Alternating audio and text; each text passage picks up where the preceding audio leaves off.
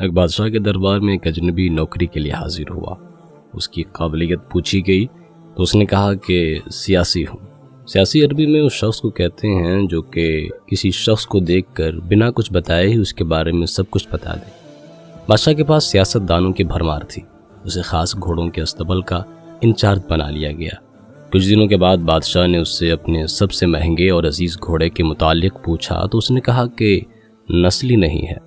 بادشاہ کو تعجب ہوا تو اس نے جنگل سے سائز کو بلا کر پوچھا تو اس نے بتایا کہ گھوڑا نسلی ہے لیکن اس کی پیدائش پر اس کی ماں مر گئی تھی۔ ایک گائے کا دودھ پی کر اس کے ساتھ پلا ہے۔ سیاسی کو بلایا گیا اور اس سے پوچھا گیا کہ تم کو کیسے پتا چلا کہ یہ اصلی نہیں ہے؟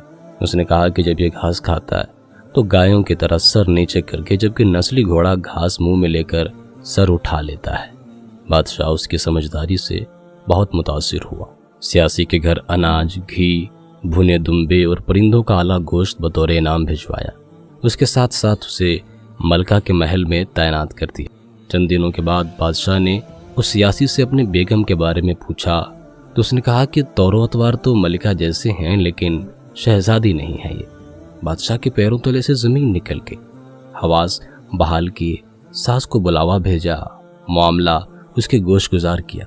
اس نے کہا حقیقت یہ ہے کہ تمہارے باپ نے میرے خاوند سے ہماری بیٹی کی پیدائش پر ہی رشتہ مانگ لیا تھا، لیکن ہماری بیٹی 6 مہینے میں ہی فوت ہو گئی تھی۔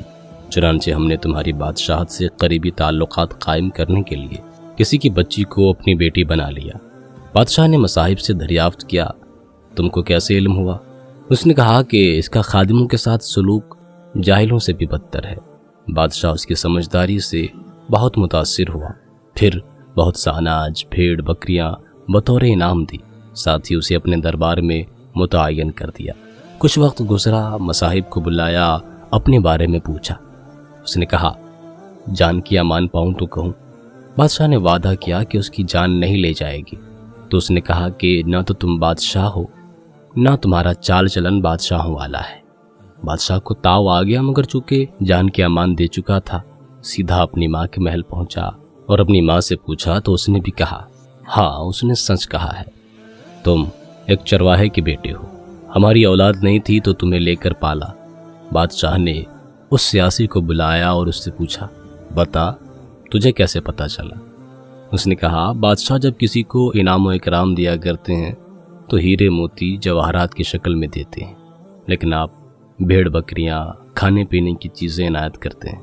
یہ اسلوب بادشاہ زادے کا نہیں، کسی چرواہے کے بیٹے کا ہی ہو سکتا ہے۔ تو دوستوں، عادتیں نسلوں کا پتہ دیتی، عادتیں، اخلاق اور طرز عمل خون اور نسل دونوں کی پہچان کروا دیتی ہیں۔